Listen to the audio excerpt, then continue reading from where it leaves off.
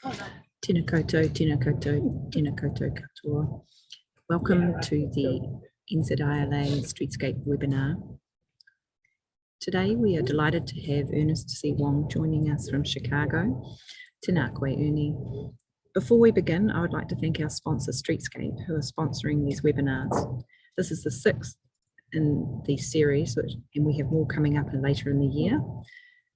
If you'd like to check out Streetscape's website, and please don't forget to mention NZILA webinars when you're chatting to Streetscape about your next street furniture project, as we like to support Streetscape and in recognising the support that they're giving us.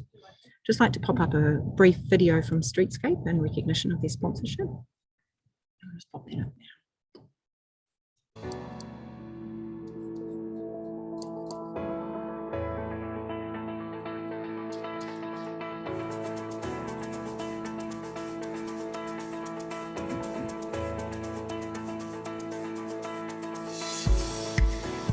Streetscape is New Zealand's leading manufacturer of quality street furniture, lighting poles, shelters, and sculptures that breathe life into our open space environments. Collaborating with landscape architects and designers to share our manufacturing expertise and experience, we create solutions to meet your design brief, your budget, and your project delivery deadline. At Streetscape, we have a great range of off-the-shelf furniture. Together, we can modify and customize our existing ranges to suit, or we can provide the design support to manufacture fully bespoke furniture for your project.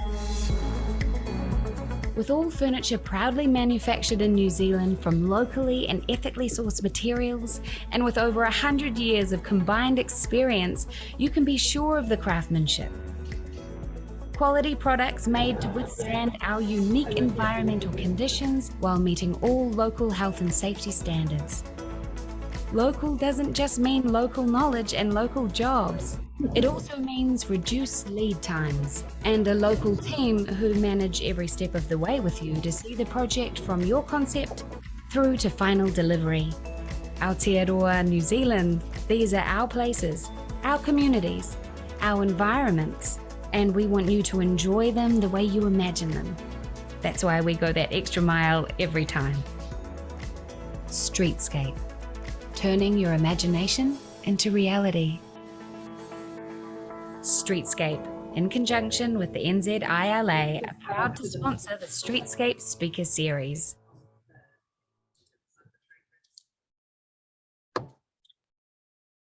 We are delighted to present It Takes a Village, case studies from the urban landscape architecture.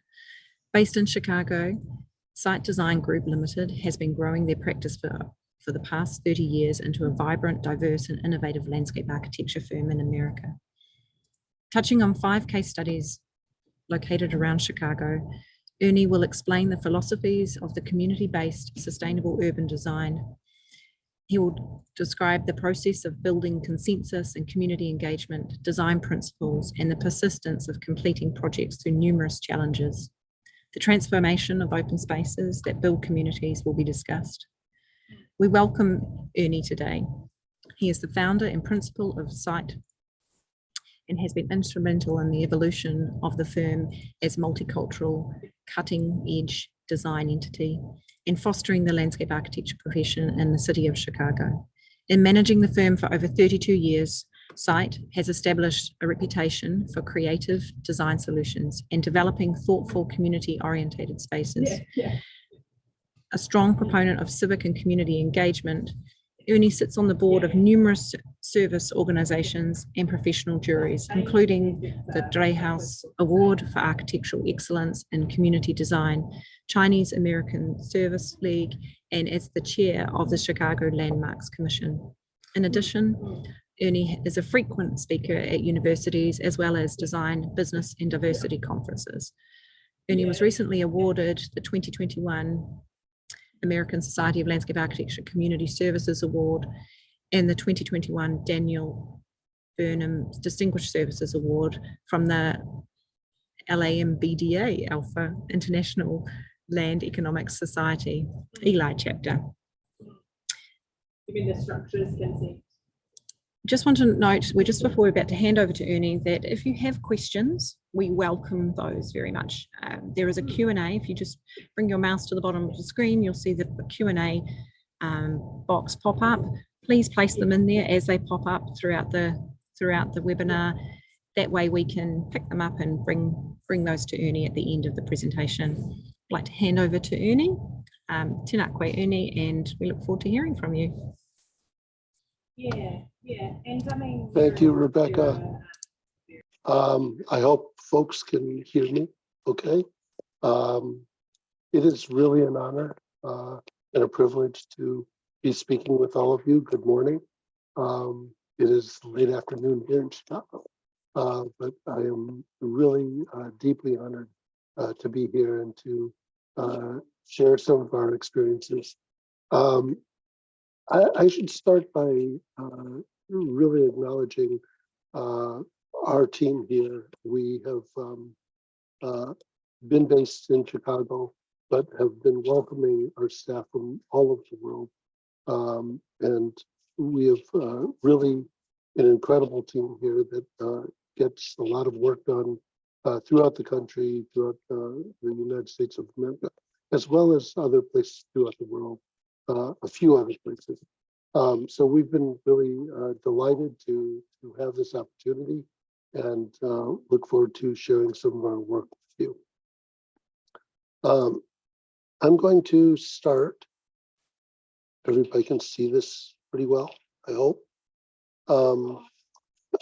As Rebecca mentioned, we are, this is our third year in business. I started our firm in 1990. After working with my father, who was an architect in Chicago for a number of years, we had, it was interesting because landscape architecture, frankly, in the Midwest, in Chicago, the middle of the country, is not as renowned as it is on either the East Coast of America or the West Coast of America. So having started this firm and practicing in the city of Chicago has really been instrumental in kind of building the profession in the Midwest and amongst the middle of the country. A few stats. I mentioned that we are, it's been interesting. We started the pandemic, quite frankly, with about 26 people, and we are now up to 47 people. We started the pandemic, we were deathly afraid of what was going to happen to our firm after experiencing the economic downturn in 2008. And instead, we realized that people really needed to be outdoors. And so the interest in the acknowledgement of landscape architecture, I think across the country really grew.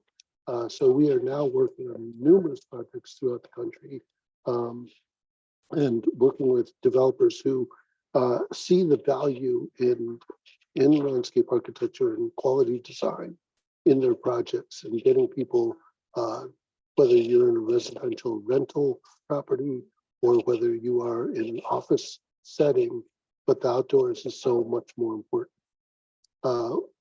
In Chicago, though, we have a really kind of interesting seasonal change. You can see this photograph behind me, which is taken in the fall when things turn brown and it starts to get cold. But we have 4 seasons, and so that really encourages a lot of different programming and thought in how we look at the landscape. Our team is from all over the world.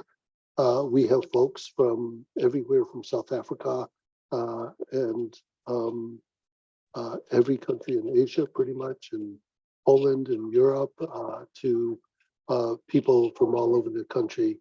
And we really welcome that because these are the ideas that really come forth in any given project that we embark on. And it's really interesting to hear the experiences that they've had in their hometown and how they transfer those thoughts and those ideas to our projects here in Chicago and in the United States.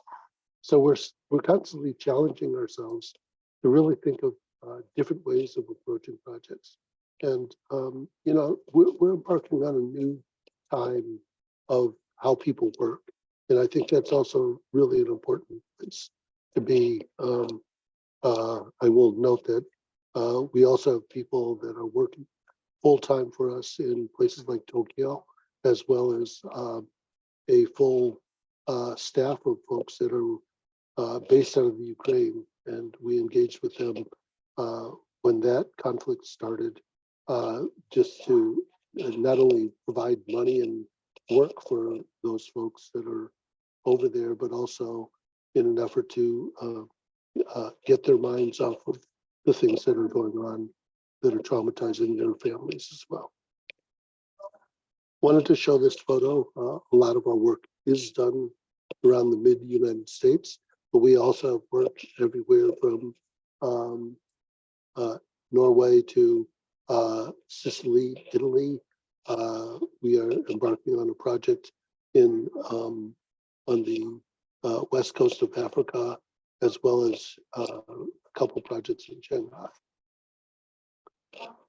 We'd like to have a little bit of fun every once in a while. And while we don't have, I think, the dynamic environments that you have in New Zealand and some of the coastal efforts, we go as far as we can go to get outdoors. This is our team at one of our retreats. And while also taking people and our staff to the projects that we embark on. This is a project done on along the Chicago River in downtown Chicago. We also are, you know, proud of our the heritage that we have come from. My partner Robert is also Chinese American, and we celebrate that a lot. We're about to have another event coming up in another couple weeks to celebrate spring, which is going to be interesting and celebrate the Year of the Rabbit.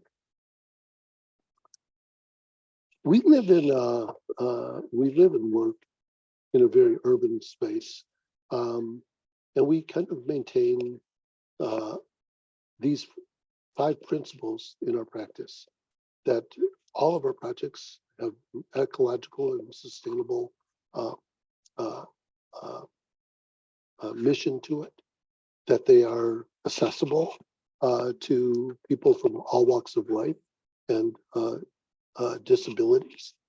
One thing we're also very proud of is that the projects that we embark on are buildable. That is important. I mean, you have a lot of folks that go to school and are theorists, but we want to make sure that the work that we do is able to be built and is as well maintainable, because nobody likes to see a landscape 2 years down the line that doesn't look very good and is embarrassing for our clients. So we want to make sure that we are specifying the correct plant material and the hardscape materials that are able to be maintained.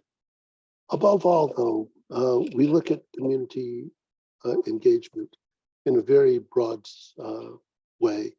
We feel that the projects that we embark on, is particularly our public projects, that we have to engage with the community to understand what they want. We don't come to the table with any kind of set design thinking that we know all the answers, because we certainly don't. So I'm going to take you through a number of projects that we've embarked on that we are very proud of, that have really kind of made, impacted a variety of different communities throughout these urban spaces. I'm going to start with the Henry Palmisano Nature Park. It formerly was a limestone quarry. You see in this photograph, this historic photo, about this is incredible how deep and how sheer those walls went when they were mining this site. right in the middle of Chicago, 300 feet deep. And it was incredible to see back then the impact that this had on this particular neighborhood, very working class neighborhood. The density around this site was incredible. And I wish the area of this is 27 acres. I don't know what that is in hectares, but you know, you could also see some of the impact that it had on the shear walls that came down. So one of the things that what happened over the years was that the city of Chicago took the site and started to fill it full of mainly construction debris. And they continued to fill this hole in the ground. And that continued until we got hold of it and created this environmental park, if you will.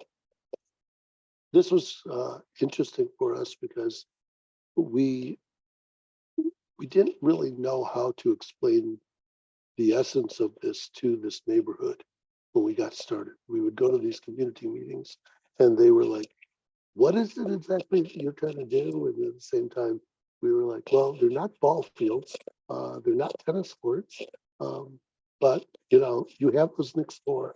What we want to do is we want to be able to provide a space for you to enjoy. And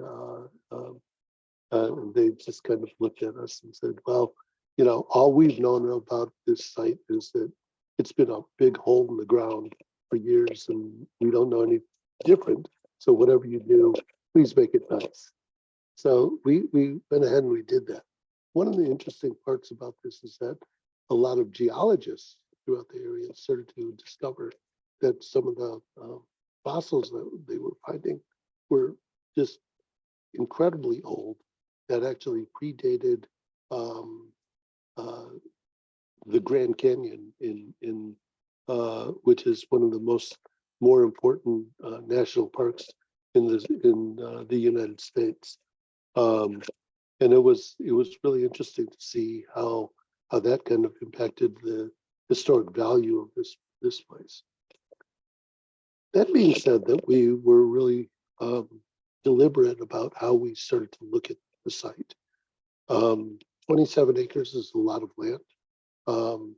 We started to divide it up into sections, into how were we going to treat, number one, the hole in the ground, and how are we going to get down to that hole, and how we turn that into a fishing pond. The other was that we needed to create these multi-purpose fields for funding purposes. And then what do we do with all this soil that was being moved around? So we created this mound about 33 feet high.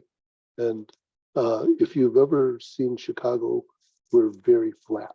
It's, you know, you're surrounded in the Midwest by farmland, and there's no topography whatsoever. So creating this mound in the city, I think, was really an important piece to really getting people to discover what could happen on a site like this. The other thing that we started to think about was the sustainable issues.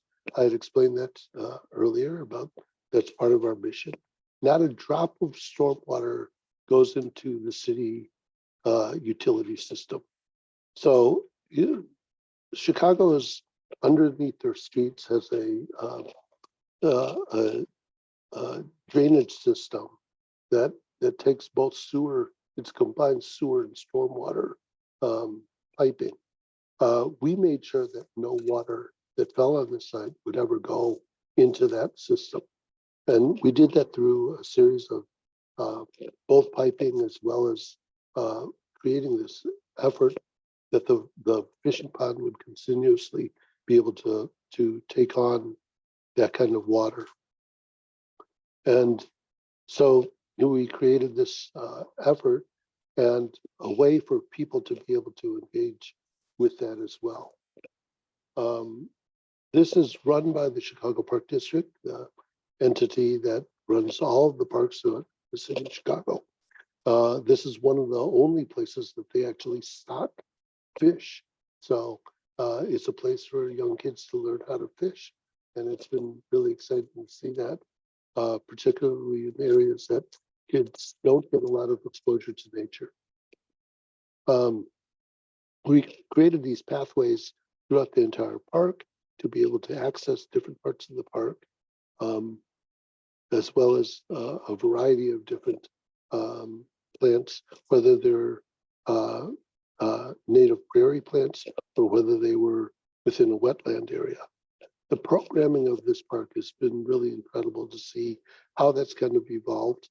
There are, as you can see by this photo, that there's a lot of classes that go on. Everything from this in the early morning to kite flying at night.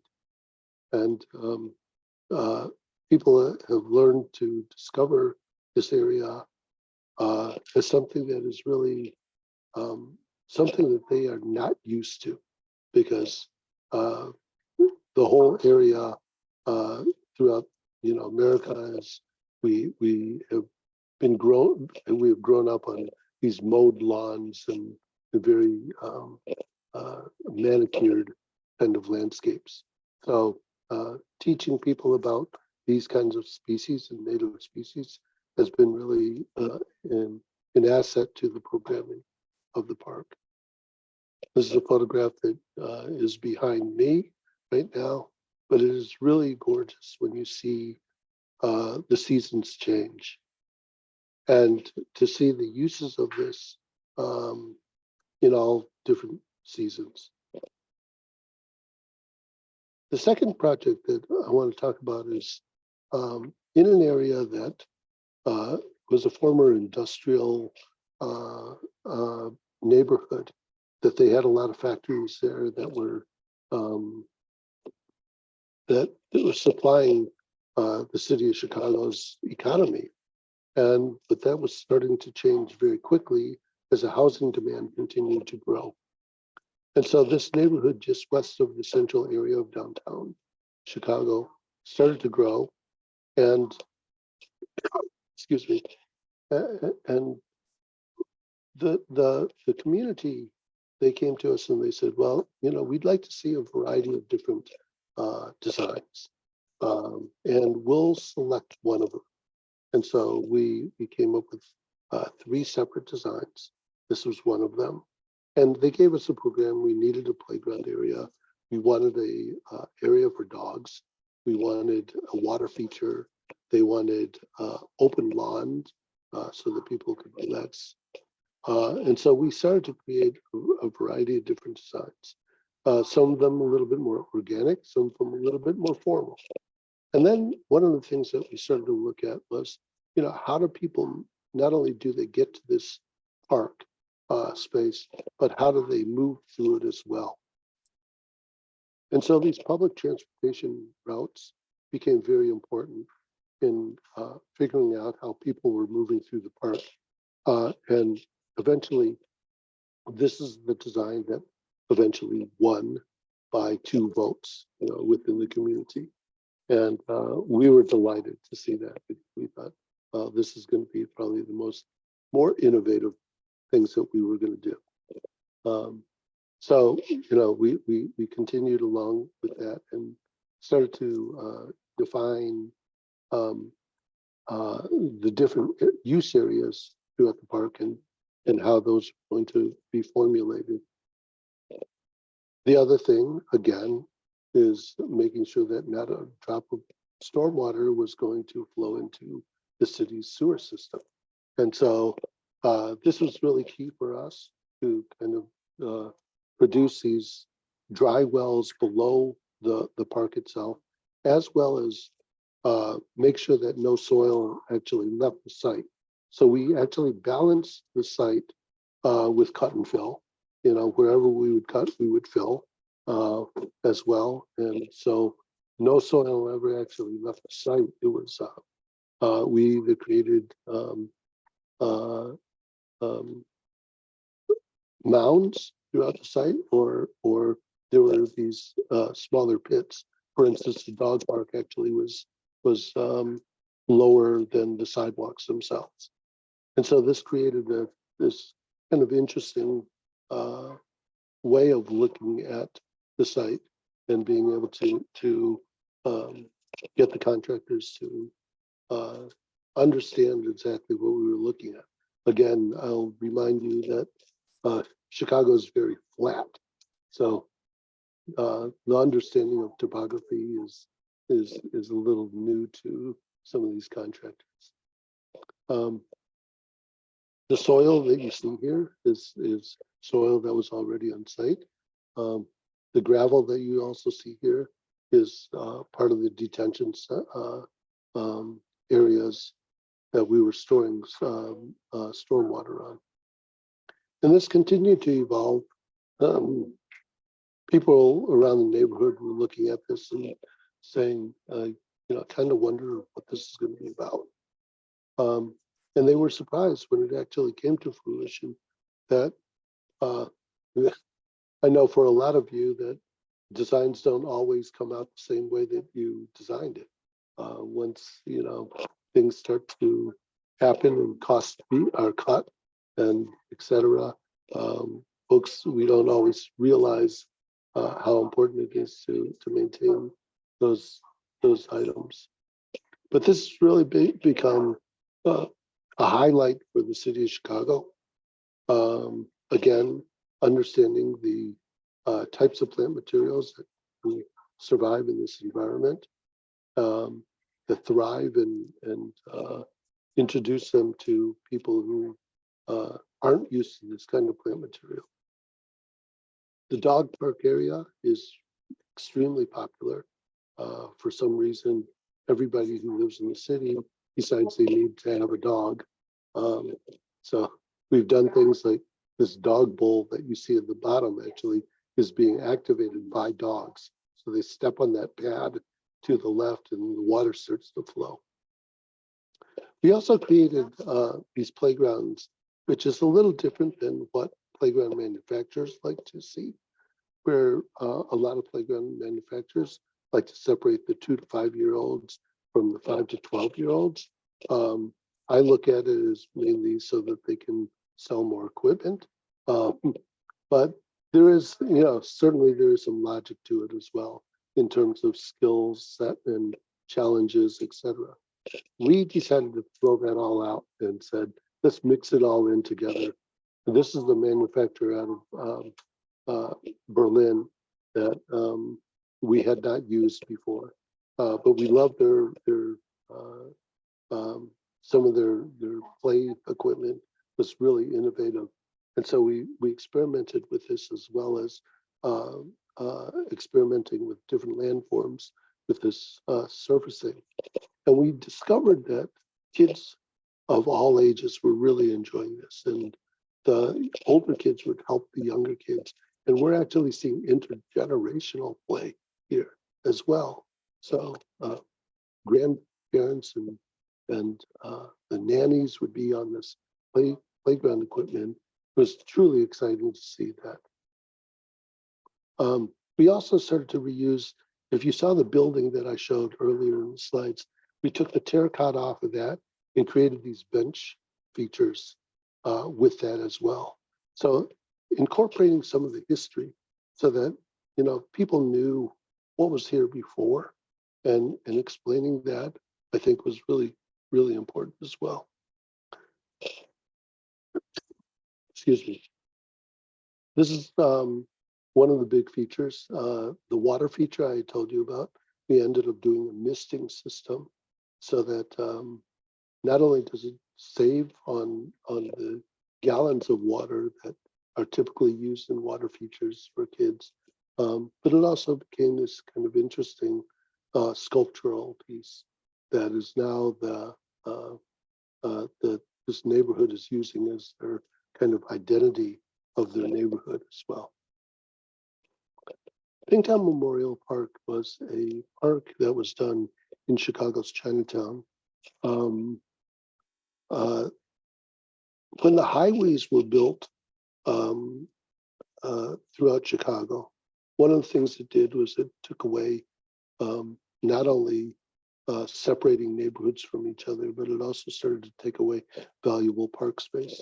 This was a community that actually ended up going without any park space for 35 some years until this site became available along the Chicago River.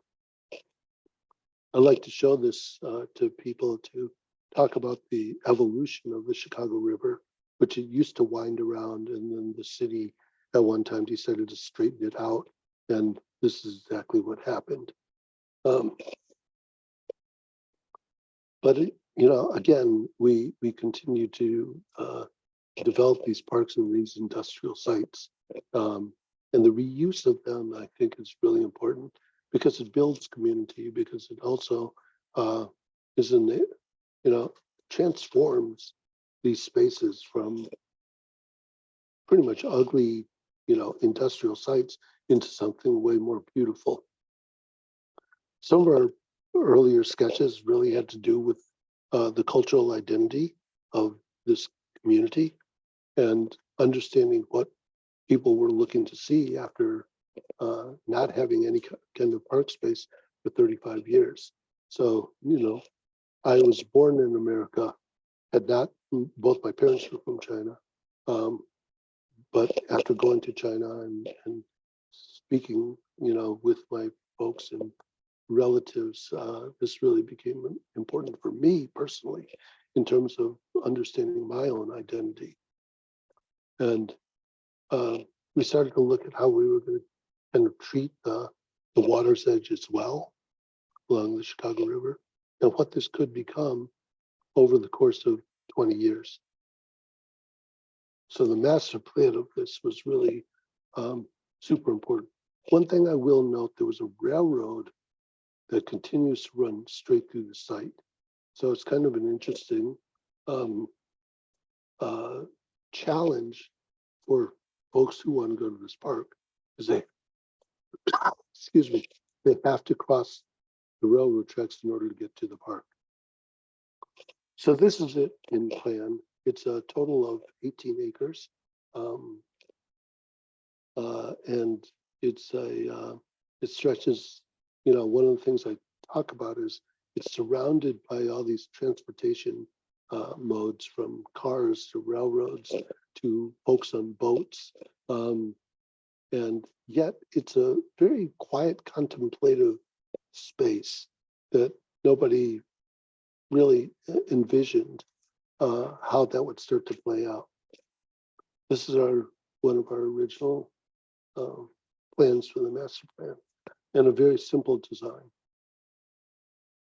So this is what the space used to look like after it was clear cut with there are a number of weed trees that were on the site, and the contractors took that all out.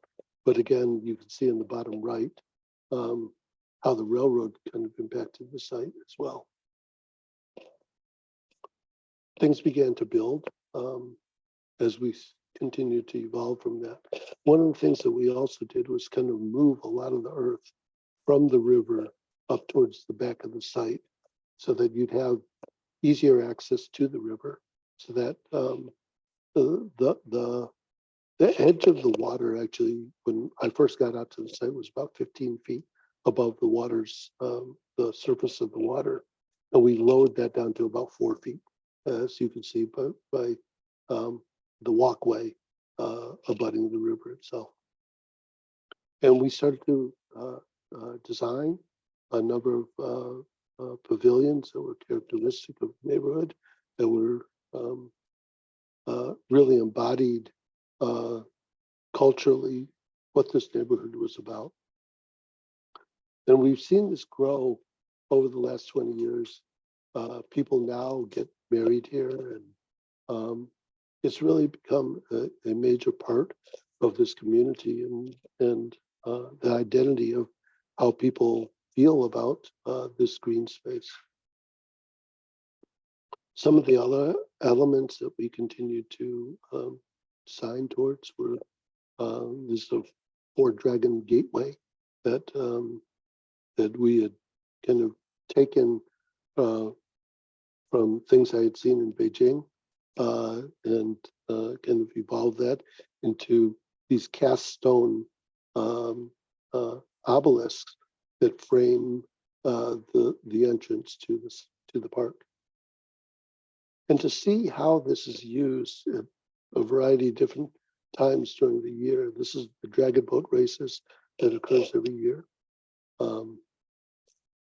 And you would see the park in a variety of ways. Number one, how people use it when nobody's there, to how people use it when hundreds of people are there. And it's become one of the destination spots for the Chicago water taxi along the Chicago River. But the way people use this site is really incredible. And the ages, you can see in this photograph the morning Tai Chi that occurs, and how it's kind of grown over the last 20 years with the murals and just, how people have really embraced this park as theirs. Yet with this incredible scenic skyline in the background, you truly understand that you are in the city of Chicago. And as everybody wants to have these Instagram moments now, this becomes a place where people really discover, how they fit into nature.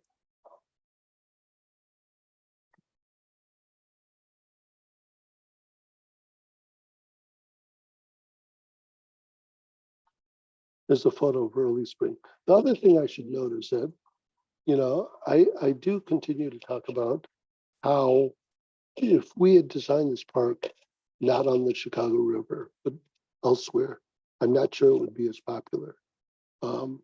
But because we had this opportunity at the Chicago River and these big, huge industrial bridges that just give it such incredible character, it refers to the past and the history of Chicago, as well as the future.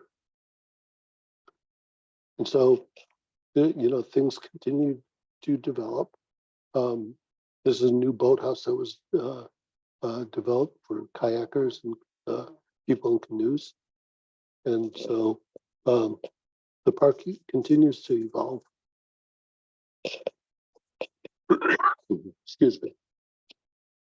I want to talk about the schoolyards that we do. This is a typical school in the city of Chicago. This is actually the playground. So you can imagine the bleakness of this. You're basically playing in a car park, right?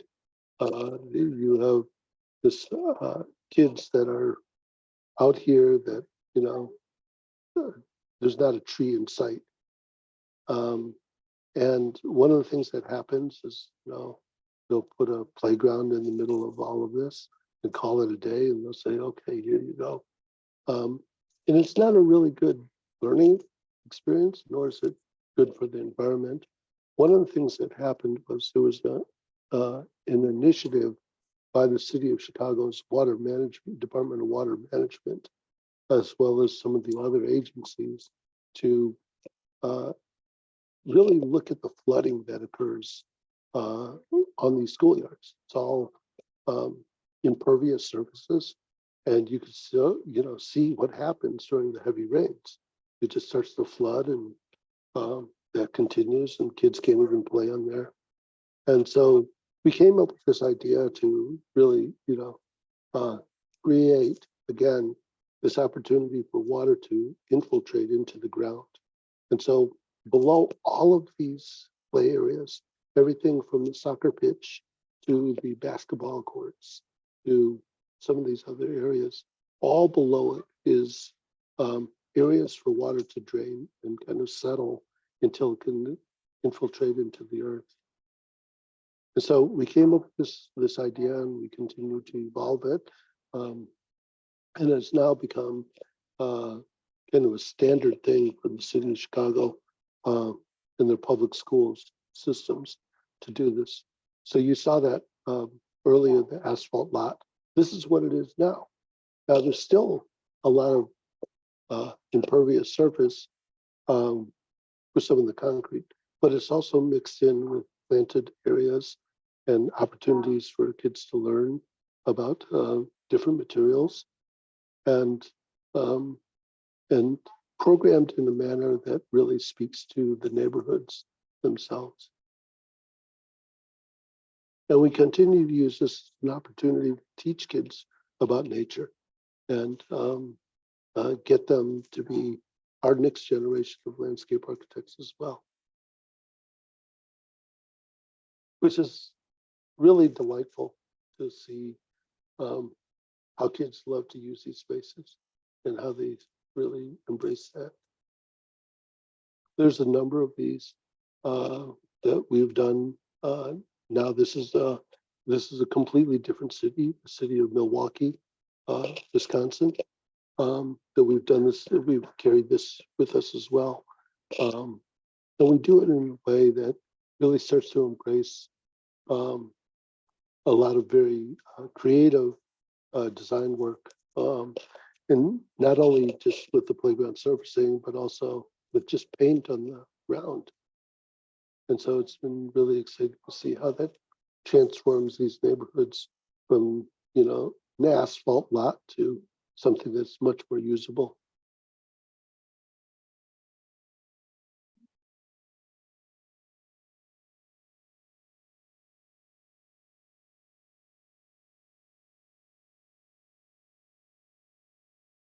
This is actually one of my favorite things. The paint does have to be replaced every 5 years or so.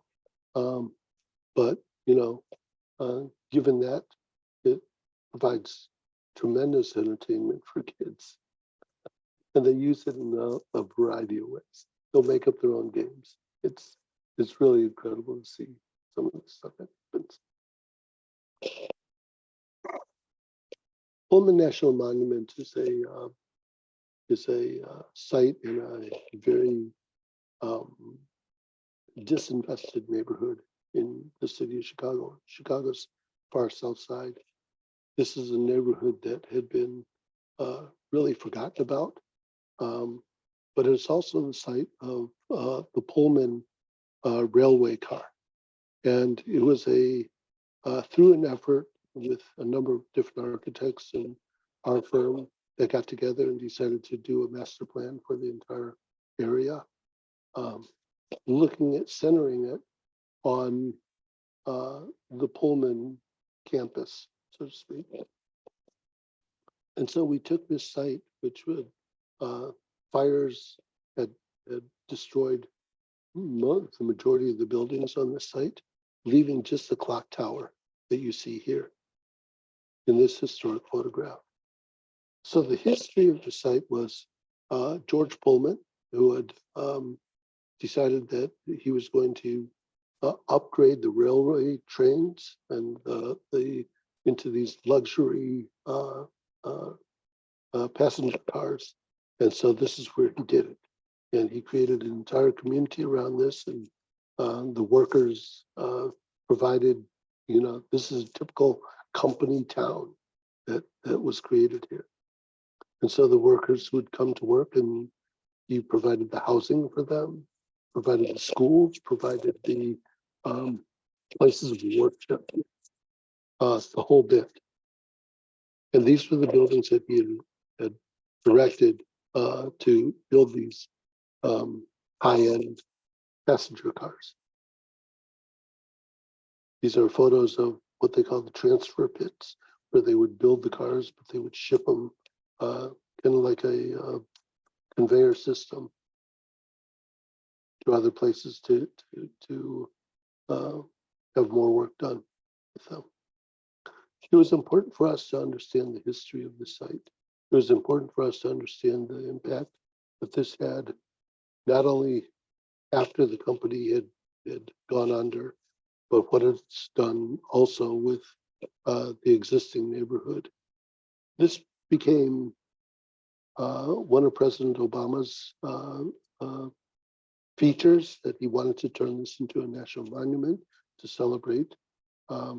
This is the first African-American uh, workers' effort and union. This is where the strikes started to happen. And this is the site of what was left after the numerous fires. So we went through a lot of community engagement sessions for over a year in speaking with folks in the community as well as the National Park Service and the community groups. And we evolved into, a plan that was really going to be a translation of what used to be there, instead of, recreating what used to be there, using landscape as a way to interpret that. And we use that as a way to look at circulation, given the existing buildings that were still in sight, and how do we start to identify where some of the other building footprints used to be as well. So we devised this idea, and the funding started. And part of it was not only restoring the clock tower, but also starting to create these grand entrances that were really, a replica of what used to be there. You saw some of the earlier photographs of the workers coming and going out of the site. And this is where we're at now. And we continue to see the growth of this neighborhood. And what has happened now, that more and more people continue to come to this site from all over the country to take a look at the history of what happened here, but also a transforming neighborhood. And this has gotten so much acclaim through this work. And the celebration of really the efforts that people have put into this. Still some work to be done. But it is now just recently renamed as a National Historic Park. So with that, Helen, I'm going to ask you to play a video of Hometown Memorial Park, and so you can get a screen share.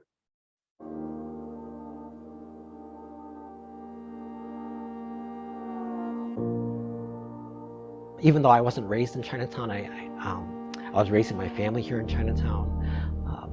My kids learned to ride their bike on a busy sidewalk. And I had friends that grew up in Chinatown. They would play volleyball using a fence at the schoolyard. And so basically the sidewalk was their playground for many years. Seeing how so many generations of kids kind of grew up without a park, I think it's something the community really needed. It was probably the first time that the community really got together and asked the city, we lost our park. It's time to restore it and rebuild it.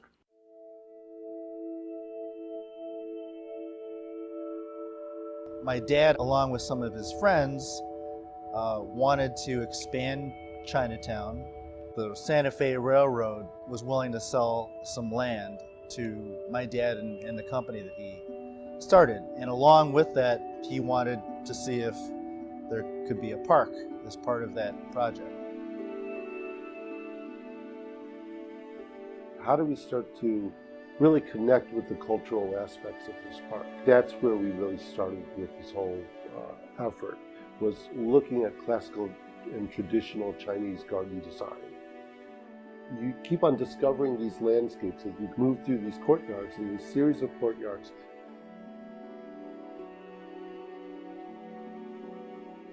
Our park is kind of bisected in the middle by the 18th Street Bridge. Those walls near 18th Street were always either filled with graffiti or just painted over, raised enough money to paint 3 of the 4 walls that are under 18th Street.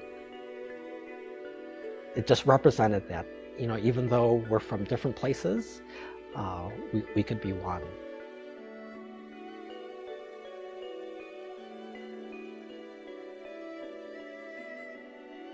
When you got to the edge of the river, there was a 15-foot drop from land to the river. And people do gravitate towards water. Part of this was carving away a much more gentler, sloping edge that people could access the river even easier.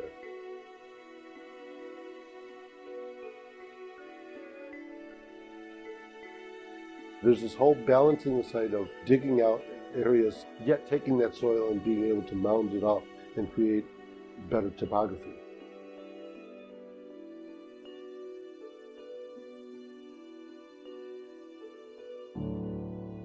I think that there's like such a weird trajectory of like what happens when there's a general lack of places for healthy activity, but also for a sense of safety. We try to hold this like very special event a couple years ago where we invited the community to plant native plants into the park. There was a sense of community. There were so many people that like they were helping each other out. That is what a true community is all about.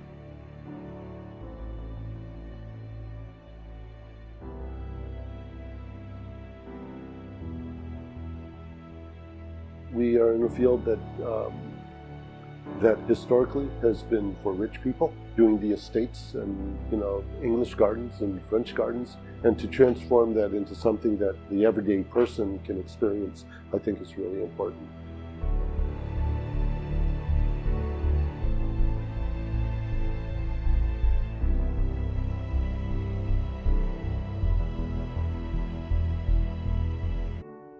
Good design and the quality of design should be for everybody. Not only the quality of design in the industry, but the social aspect of it. How does this start to impact other people's lives? So when we do a park on the west side of Chicago that used to be drug infested and there were needles all over the place, and that kid, and we put in a new playground, and 20 years from now, that kid says to his friend, hey, remember that park that we were at and we did this and we dreamed about this? You impacted that kid's life. And that's powerful to me. That's something that I am very passionate about.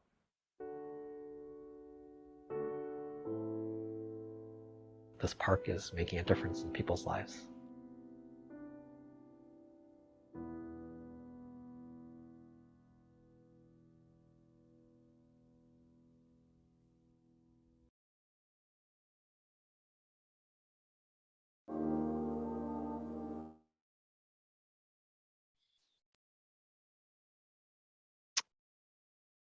Thank you. Kia ora, Uni. Thank you so much. That's fantastic. I'm just wondering to see if anybody has popped any questions up in the Q&A. Otherwise, I'm happy to open up with a couple. Here we go. Got one coming in. Beautiful. Wonderful. Chris Mays has asked, Uni, you seem to manage to strike a fine balance between celebrating industrial heritage on sites with healing the urban landscape. Do you find that the local community wants to celebrate their industrial heritage, or do you find you need to help them understand the value of the former uses and the people that they employed? That's a great question, because we do have neighborhoods that the families are there because of the industrial history of these sites. And you have to recognize that, and you have to be respectful of that. But there's also the future, and really, talking about change is really hard for a lot of people. But I think that once, we have that discussion, and we start to bring about, how do we still recognize and respect that history, but at the same time look to the future. People start to embrace that really well, and they think about their kids, and they understand the value of what that change is going to be for the children. Oh, kia ora. Bex Jenkinson has asked, we've got a few more questions coming in, it's great. how are your landscapes responding to climatic changes we're beginning to see, and how have they been engineered to cope? Which is great. That was one of my sort of questions I was going to ask you around climate change. So yeah. Yeah. So, I do laugh about this because I will say that, one of the benefits of being in Chicago in the Midwest, we are not as affected that much from the wildfires that we're seeing on the West Coast, or the flooding that occurs on the East Coast of the United States. We're kind of set in the middle, and I think the other thing that we benefit from is we're adjacent to the Great Lakes, which is the largest freshwater body of water there is in the country. But it is changing everything, and we're starting to see more and more severe storms that are coming, and tornadoes and all kinds of things that are affecting us. Our plant material is changing, so that things that would typically not grow in this environment and the harshness of the winters are starting to grow, because our winters are not as harsh as they have been in the past. We're recognizing that, but we're also, one of the things that we're also doing is, you saw this in a bunch of our projects, is really understanding the value of water, and how important that is. So, with every effort that we can make, we're looking at, climate change, and how do we start to mitigate some of those issues. And frankly, the more we can do to make things beautiful, the more we can educate the general public, which is really the impact. Great, thanks. Emma McRae has asked sort of acknowledged to thank you for sharing your elegant and beautifully executed work. And she was wondering if you could share some more about how these projects were funded, in particular the park work. I guess I'll add to that in terms of how, if you were involved or aware of the decision to revert some of these sites into parks, how that process actually occurred as well. Some of the earlier parks, the funding sources evolved. I will tell you, from Pingtown Park, we started with 6 acres. A few years later, there was an organization that had the funding to purchase another 6 acres of property and turn that over to the city of Chicago.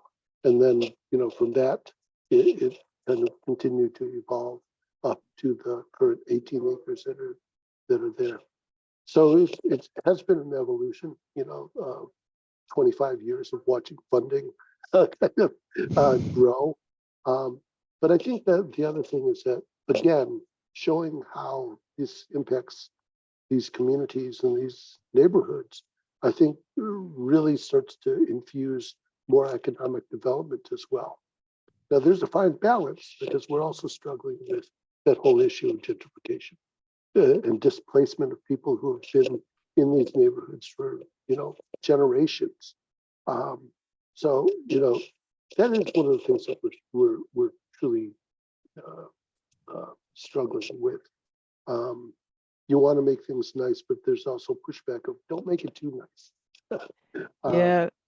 But it's we'll continue to push that forward. And I think there are some funding efforts that can be made in terms of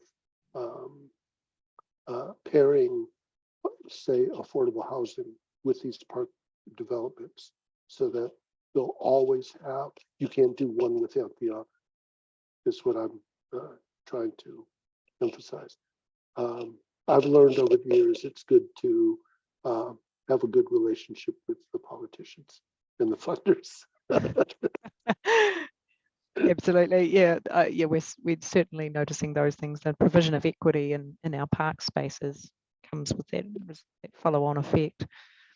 Yeah. O ngā mahi nui ki a koe, Ernie. Thank you for sharing your mahi or your work and your experiences. I think here in Aotearoa, New Zealand, people have very much enjoyed listening to you and hearing about your work, and hopefully you will get the opportunity to head out to Aotearoa in the near future and come and see and experience our landscape.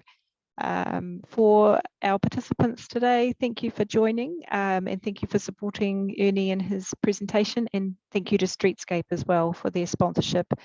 We also have our conference coming up in Nelson this May, and I look forward to seeing our members attend and hopefully some non-members attend and hear about landscape to help projecting the voice of our profession out there more widely. Ngā mihi nui, Ernie, thank you so much, and we'll park there and finish our webinar now. So people are welcome just to log off. We haven't been able to answer all the questions, but what we will do is send some of those questions through to Ernie so that he can answer those perhaps post-conference and come back to you. Thank you so much. It's been a pleasure. Thank you.